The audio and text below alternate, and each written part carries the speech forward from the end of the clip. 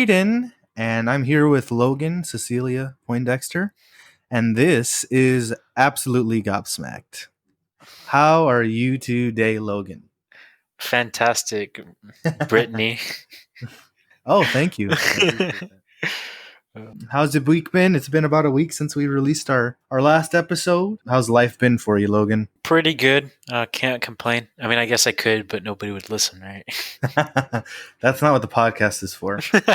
You can complain on some other podcast. Oh, so we have a website. We just started working on it, and it's up and running, but it's still being edited. It's at the beginning phase of the design. So take a look at it. It's got some links where you can check out our Instagram, our Twitter, Facebook, Spotify, things like that, where you can kind of just look at our different accounts, follow us, leave some reviews. We have 0 reviews right now on across all platforms. So whatever you can leave a review, we'd really appreciate that. That would help us get some traffic and start getting viewers. Yeah. I know that we're starting to grow a little bit of an audience. It's been really nice, but we want to get really big so that we can continue to fund this and keep churning out these episodes. So I believe that's it as far as chores go. Do you have anything else to add, Logan? No. We would love to see what y'all have to say about the podcast. Whether it's yay, Braden finally got a better mic, or or whatever it is. Just some ideas. Whatever y'all want to throw at us. Yeah, that would be nice. So I guess we can get right into it. We are transitioning now. We're no longer talking about munchkins necessarily. Short people are always going to be a main topic of a lot of subjects. So we may happen to bring some up, but we're not going to focus too much on them now because we've transitioned. We're Now new we're going people to talk now. about, yeah, exactly. We're new people. We're reformed now. We've converted. So no more making fun of anyone. So it's an interesting topic today. What do you think, Logan? What we're going to talk about? Yeah, I mean, it has a little bit to do with a little bit of romance, a little bit of. I'm kidding. No, it doesn't actually. No, it's pretty interesting. So let me ask you this: whenever somebody tells you, it just brings up Aladdin. Other than Will Smith, who comes to mind? Let's see. Who comes to mind when I think of Aladdin? Mm-hmm. Gee, I don't know, Logan. Could it be that fantastic comedian / actor Robin Williams? Oh yes, actually it does. No, Wow. yeah, actually some of the issues that came up between him and Disney, actually, whenever they made that film. Wait, you're telling me that there was like issues, problems behind the scenes, excuse me, of this particular movie? Has anyone ever heard of that before? I didn't realize that. Wow. Yeah, that's the thing too. Like with Robin Williams' nature, normally, right? You would think, oh man, there's no issues that could possibly come up, but I guess I'll just throw it out there. I mean, the guy was paid $75,000 to make that movie. Oh, only $75,000, by the way. His original asking price was for $5 million, but he went ahead and said, "Look, I'll do the 75,000 if you guys can do a couple of things for me, right?" Well, because Disney was kind of hurting, right, and so they could use the money. And so what he told them was, "Look, in the marketing material for like posters and stuff, I don't want my main character to be like 25% or larger than the rest of what's going on." As well as he didn't want to be like the main focus of the marketing, right? He thought it was Aladdin's movie and Aladdin needs to be the main character that's it's marketed towards. But I don't know if you remember any of the advertisements or anything for Aladdin. Well, I wasn't born when this movie came out originally. Right. It came out in 1992, I believe, if I'm not mistaken, right after the success of Beauty and the Beast, which, by the way, was the first animated movie, Beauty and the Beast, nominated for Best Picture at the Academy Awards. So we're talking about a movie that's coming off huge success. Disney's finally starting to get going with their animated films again. Robin Williams was a movie star at this time. He had already been nominated for a few Academy Awards. He had already had some hits that had come out at this time. So he was a big name and he was a big get. When you come think of the 90s Disney movies, there aren't a lot of superstars really that were in these Disney movies. Mm-hmm. if you think about it, right?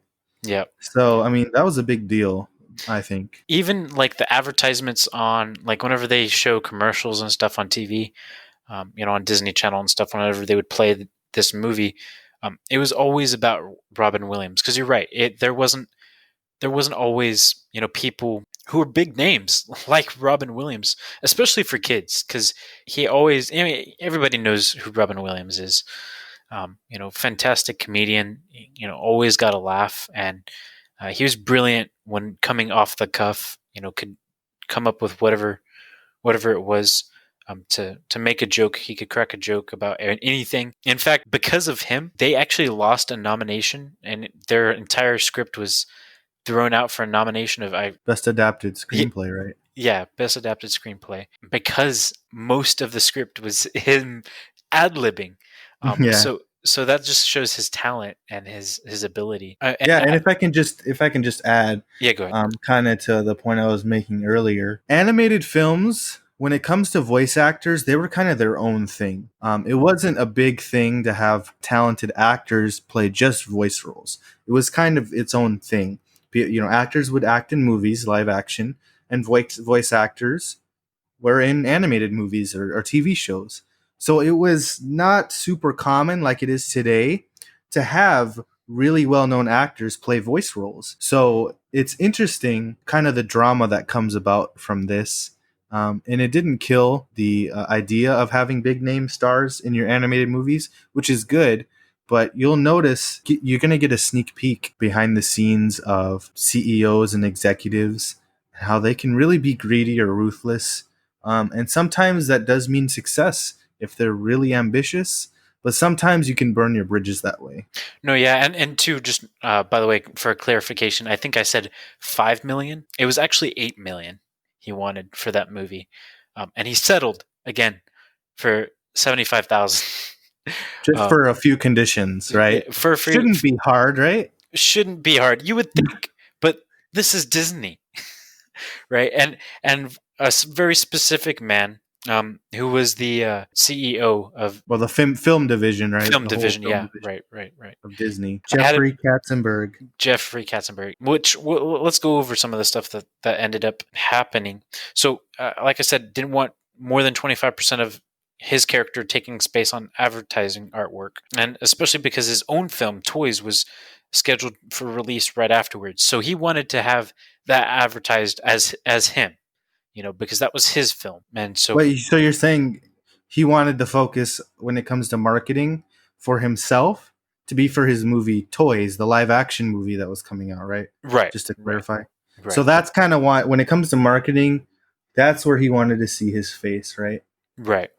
When it comes to posters, trailers, and things like that, because that's where you'll be able to see his face, and that's where he wanted the marketing focus to go. Yep. And two, there was a couple other conditions. He didn't want his name being used in commercials, as well as he didn't want the genie character to be used to sell toys or fast food tie-ins. They didn't do the part with his name being in the commercials, but they ended up using his voice, which everybody, when you hear him talk, you know who it is.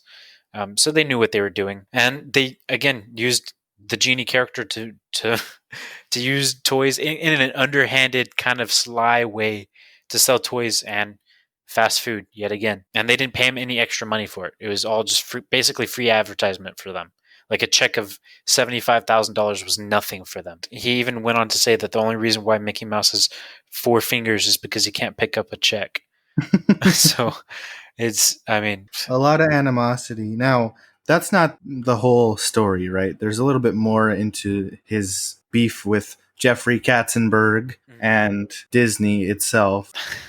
So Fern Gully, real quick, it's a movie that Robin Williams ended up doing afterwards. That it was around the same time, though. Yeah, I mean, it was pretty close. Like, I mean, this was the height of Robin Williams' career. He was kind of everywhere doing everything. I believe he recorded for Fern Gully first, though, because according to Wikipedia, that was his first animated role. Yep. Yeah. But the thing is that Disney already had their hands on Robin, right? Like they already had dipped their toes.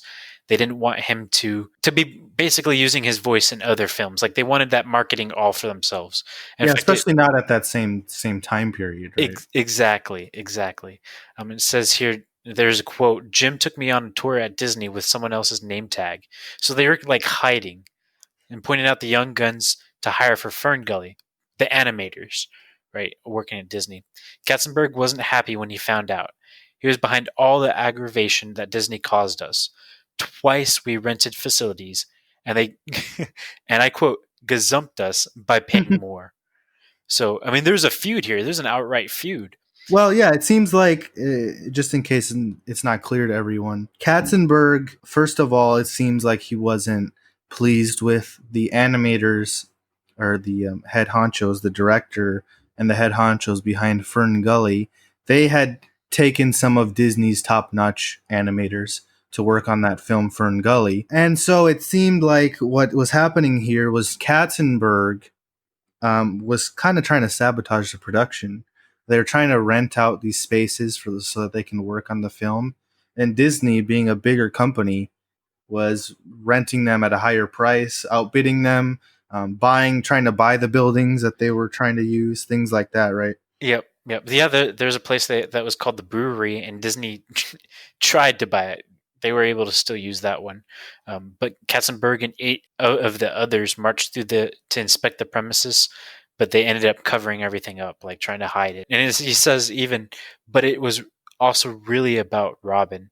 So I mean, like you said, these two movies that are going to be really marketed towards kids. And whenever they hear that voice with kids don't care about what brand, or what company's making their newest show or movie. Or movie, yeah. Yeah. They usually care about if somebody's funny, if it's an interesting story, and if it's bright and has good animation.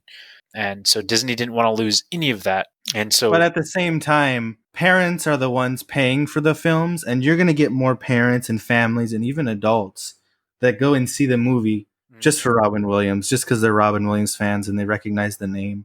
Yeah, that's kind of what you're trying to do. Is you're trying to sell the kids, you're trying to sell the families, and hopefully you can even get some adults now that you're getting big name celebrities, right?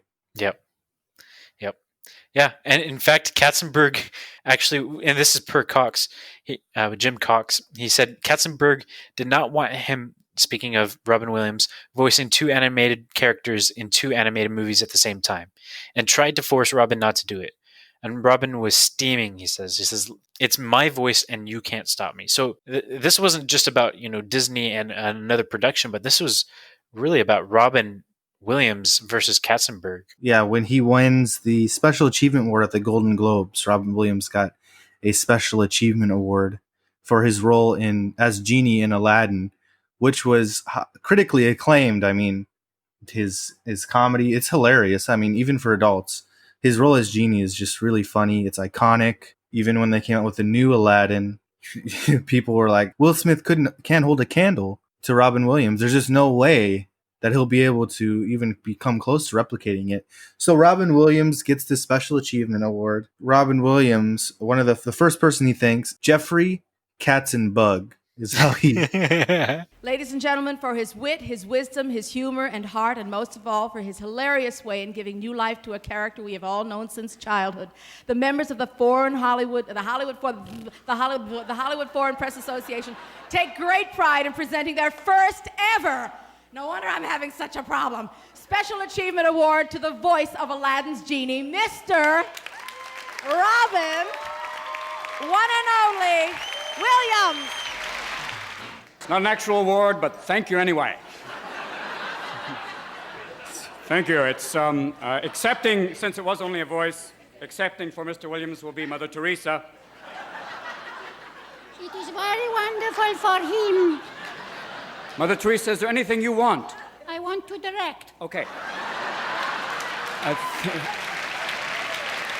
I have some people I want to thank. I'd like to thank Jeffrey Katzenbug. I'd like to thank her for so many things. My amazing wife, Marcia. God. Because living with me is a science project. Moody! Shut up, let me finish. Yeah, he said that on the Golden Globes in front of everybody, and even like kind of took a jab at him. That's a CEO of a major organization too. Right, but they were trying to take control of Robin, and Mm-hmm. they didn't go through with the deal. The marketing end of the contract. That's what they get, right? Yep. Yep. What's funny is they even tried to make it up to Robin by sending him a painting. Not just any painting, by the way, a Picasso, estimated to be worth $1 million at the time. $1 million. He wanted $8 million, so that didn't make up for it all the way. But also said that the painting was a self-portrait of the artist as Vincent van Gogh, which apparently really clashed with the Williams Wilder home decor. So Williams, he probably didn't even care about this thing. In fact, one of his friends, Eric Idle, who's also an actor, he suggested Williams to burn the Picasso live as a form of protest. Which can you imagine if he did? That would have been oof. I would have watched that. Yep. Yeah, no, it's crazy. What do you think about, how they try to take advantage of Robin Williams? I mean, it's easy to go, "Oh, sorry. Here, I'm sorry. Let me apologize." After you've only paid him $75,000 and you've really made millions off of his performance. People, I guarantee you they made extra just because of his fantastic performance. And you make all this money after paying him so little, and that's how you say sorry. Oh, sorry. I mean, come on. Yeah. Yeah, and I don't think. I mean, it honestly wasn't even about Disney. Like it was this guy Katzenberg that was really behind it. He was kind of the guy who pushed for the marketing to take advantage of Robin Williams to use his voice. In fact, after he had stepped down from being the CEO, Robin Williams actually agreed to another Aladdin movie, The Prince of Thieves, I believe it was. Yeah. So what happened? They made amends. It was just Katzenberg really burned that bridge. Right. Well, and the second Aladdin movie, which was straight to VHS or DVD, they didn't have DVD back then, right? I don't remember. Straight to video.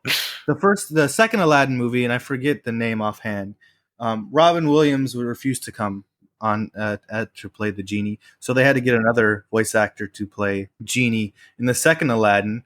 But like you said, they made amends, and Robin Williams appeared in the third Aladdin movie, which was also straight to VHS, by the way. He was still in it, which is kind of weird to me that he would be willing to do a movie that goes straight to VHS unless they didn't know. I don't know. It seems all very underhanded and especially with this guy Katzenberg. He seems very sly, I guess, or basically out there and ambitious, I guess is the best way to put it. Stepping on the little guy to get ahead. Wouldn't you agree? Yeah, no, I know what you're saying. What's interesting is there was also a feud because obviously Katzenberg, you say he stepped down, but he was basically pushed out at the end of his contract in '94. Well, stepped down, quote unquote. You know what I mean? Yes, right. By Michael Eisner. Michael Eisner was the CEO of Disney overall at the time, and he kicks out Katzenberg, boots him because Katzenberg wanted a higher position. The president of the company role opened up when the president at the time, I believe his name was Frank Wells, don't quote me on that, passed away in a helicopter incident. And Katzenberg wanted a higher position. I mean, he saved Disney. When it comes to animation, you don't think of popular Disney movies really in the 70s, 80s. You think of Cinderella and Sleeping Beauty. Those were way back when, Peter Pan, whatnot. But then they started to make a comeback towards the end of the 80s. We got Beauty and the Beast, Little Mermaid, Aladdin, Lion King. Katzenberg was behind all those big movies. I hope I didn't forget any. He was really a driving force in all of that, and he gets a lot of credit. So he wanted to be rewarded for that. And so there was a feud between him and Michael Eisner. And so after Katzenberg's booted, him, Steven Spielberg, and I believe one other founder created DreamWorks. We all know DreamWorks now, right? Because of Shrek and Kung Fu Panda, How to Train Your Dragon, movies like that. So he's behind that too. But it's funny, just a little side note, fun fact here, Lord Farquaad, which is the villain in the first Shrek movie, it's rumored that Katzenberg had him basically to appear to look like Michael Eisner. And if you kind of look at a resemblance, side by side, you can see there is a little bit of resemblance between him and Michael Eisner. But he did that, as a jab towards Michael Eisner and his animosity towards him. So it's just interesting, the whole background of everything. I could see it a little bit. I mean, if you look at his eyes and his big chin.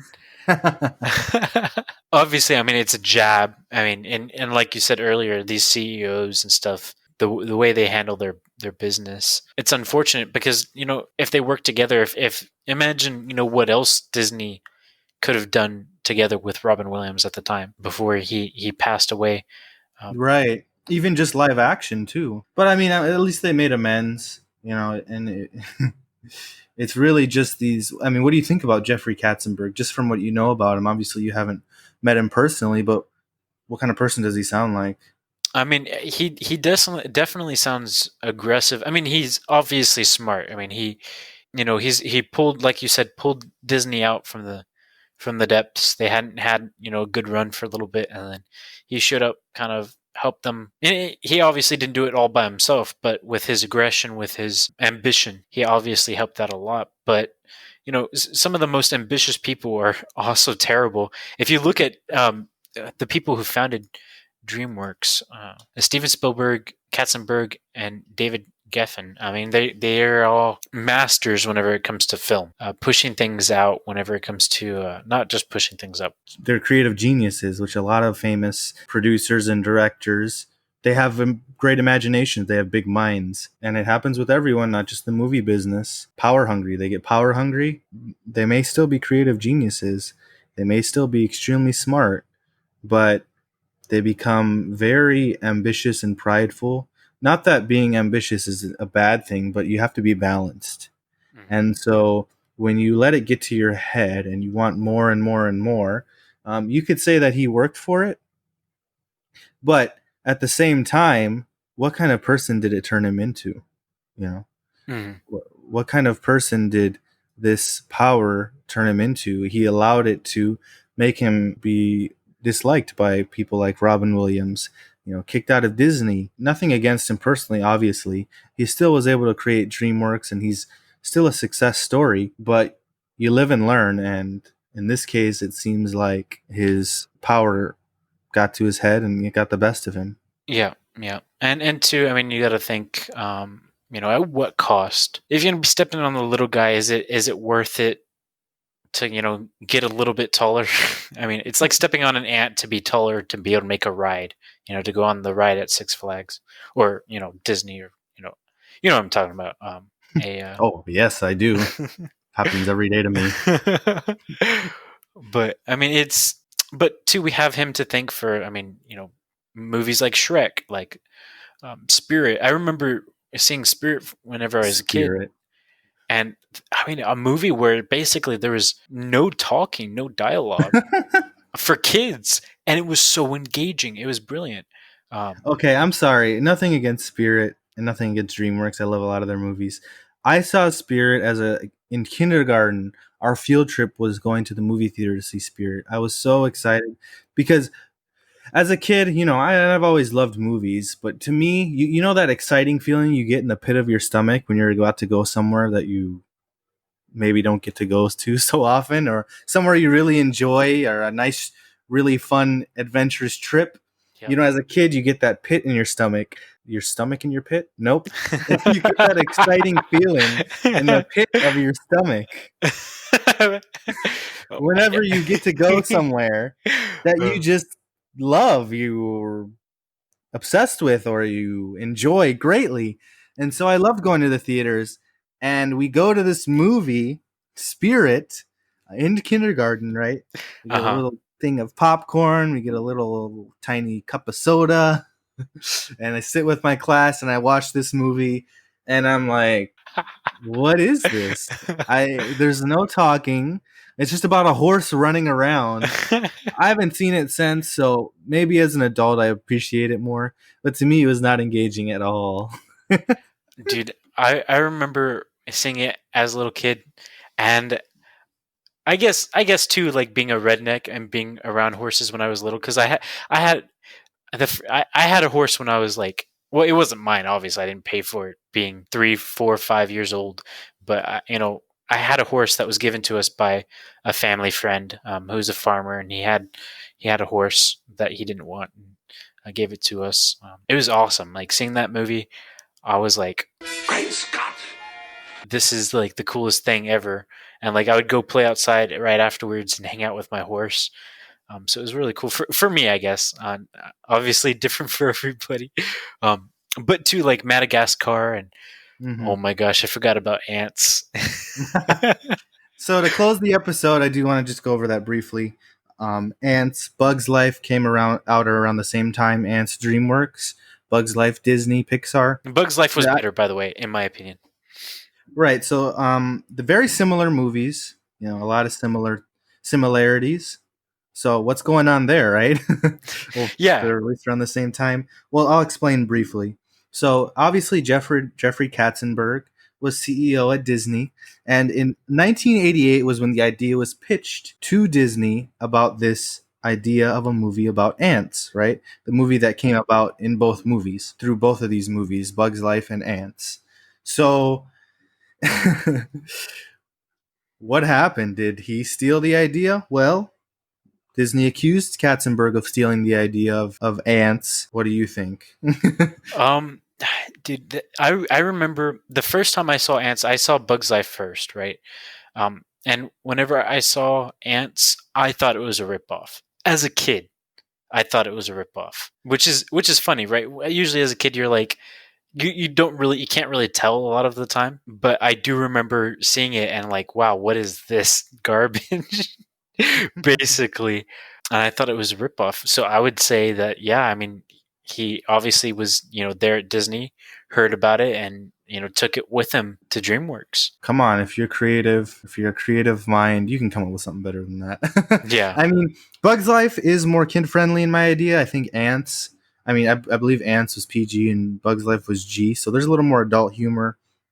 And Ants stars Woody Allen as the main character, and he has his own type of humor, and that is conveyed throughout the movie. So there is a little bit of a difference there as far as I think Ants is supposed to appeal to older kids, but it's very similar. Very similar. I do believe Bugs Life is better, more entertaining, and Ants, while it got really great reviews, I mean, it's not a bad movie, and I don't think, not by any means.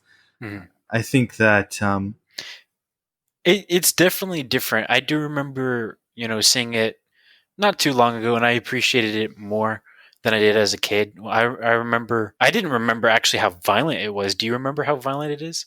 You mean for a kids movie? Yeah, for like Ants is like they show like decapitated like ants all over the place and stuff. Like they literally fight a war in the middle of the movie, and you're like, as a kid, I don't know if that was traumatizing for anybody else, but I was like, what is going on? Whereas in, A Bug's Life, like there's a battle and stuff, and obviously they're both pretty violent for a kids movie. I mean, in A Bug's Life, they're going to kill the ants if they don't. They're going to squash them, I guess, is the best way to put it. Which is, it's never graphic, it's never shown. Whereas in Ants, like there's blood all over the place. You're like, what? Yeah, no, it's interesting. There's a lot of background stories between Katzenberg and Disney and Robin Williams. There's a lot going on there. Lots of drama in the 90s between the animated studios, but thought we would delve into it a little bit, talk about it. I wanted to get your opinions, listeners, those listening. What do you think? Did you know this actually occurred? Did you know anything about it? Had you heard about it before? Or is this all new to you? But Robin Williams, man, what a great actor. It's unfortunate that he had to pass away the way he did. It feels just like yesterday. I believe it's already been since 2014 is when he passed away. Mm-hmm. It's already August been 6 years. Oh, almost, yeah. It'll be in August. Crazy. 6 years without Robin Williams. 6 years. It's very sad, and we really miss Robin Williams. I do, at least. You think about all the other movies he could have made being alive. But anyways, I guess we'll go ahead and end it there. Since it's a shorter episode, we'll do another episode. We'll record another one for you guys. Yeah, it's just in time for my bedtime. Not really, not tonight.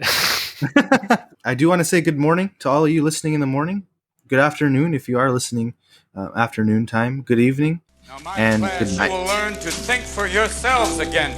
You will learn to savor words and language. No matter what anybody tells you, words and ideas can change the world. We don't read and write poetry because it's cute. We read and write poetry because we are members of the human race. And the human race is filled with passion. Medicine, law, business, engineering, these are noble pursuits and necessary to sustain life.